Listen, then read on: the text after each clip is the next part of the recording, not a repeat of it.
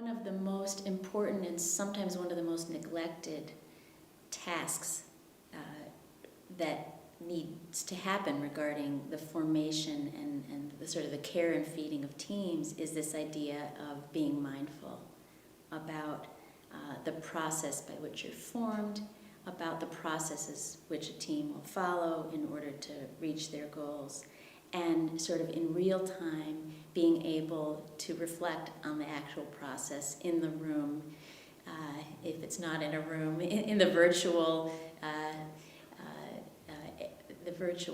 room, and being able to reflect back about what's working, what's not working, what needs to happen. I also think that there are a lot of assumptions about how we're going to work together that often aren't spoken to. So I think this idea of being mindful at every stage of a team's process is quite important. And mindful is just another way of saying being thoughtful, being aware, keeping our awareness open to what's actually happening and who is engaged, who's not engaged, and are we doing what we say we are doing? Are we focusing on the things that are important, that we say are important?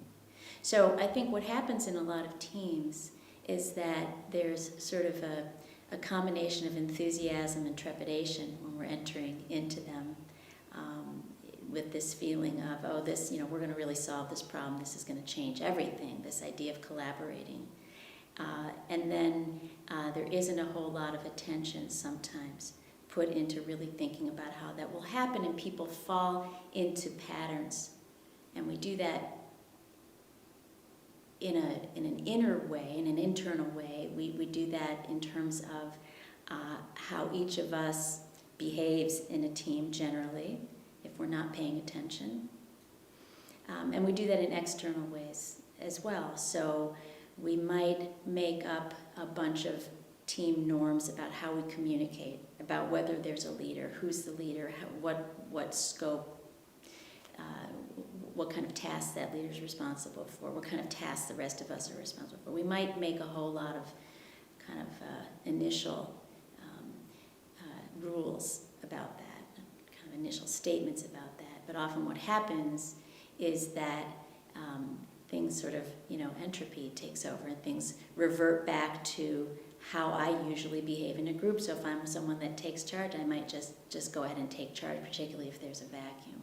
So I think what can be more useful for teams is this idea of being very thoughtful, both at the outset, about who's on the team, what each person brings to the table, what kind of diversity and richness, what kind of expertise, task, process. Process is also an expertise, having someone who can be helpful in the processing of what's happening in the team and who can reflect back to the team. It's tempting also, particularly with ad hoc teams and teams that aren't going to be working together forever and ever, to skip the piece about getting to know who your teammates are, because after all, we all have limited time. But I think attention to that part of the process, even if it's small attention to that part of the process, as in sharing some information with each other, as in making sure that there is time for check-ins or some sort of icebreakers, or, in some teams, having offsites, having team building. I mean, people don't just do this because we all need a break and it's fun. There is a real reason for getting to know the people you're working with, and that is that same idea of building relationship with people, so that when things get tough, you know that there is sort of a positive regard that's been established within the team. Again, becoming more and more difficult as we experience quicker, faster, fewer resources, virtual teams, but I still think it bears paying attention to. And creating a mindful set of processes that is a living kind of document. It's not just something that we say we're going to do and then we all sort of do what we do anyway. That is, follow these implicit norms, which is sort of what's not written down, but what people do because that's what they're comfortable doing in groups. I think we need to pay attention to inclusion and exclusion.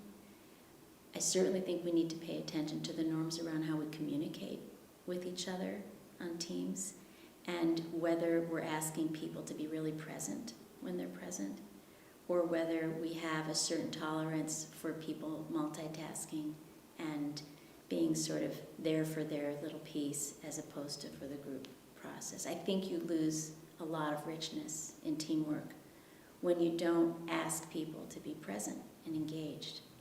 And I think some people get disenchanted and disenfranchised if there's not attention to that process. So then you have to ask yourself, well, why are we having a team anyway, and why is this person on the team? So I think rather than sort of let things get to that point, it makes sense at each step throughout the team process to be paying attention to that process, to have the way we pay attention to them is we create some rituals around them. So we create rituals around checking in with each other. We create rituals around how we share information.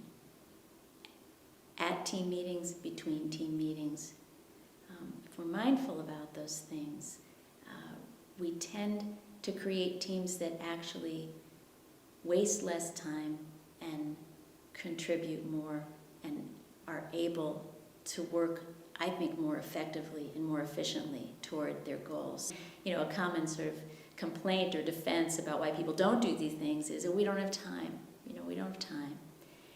And I would suggest that in the end you save time if you attend to some of these crucial issues.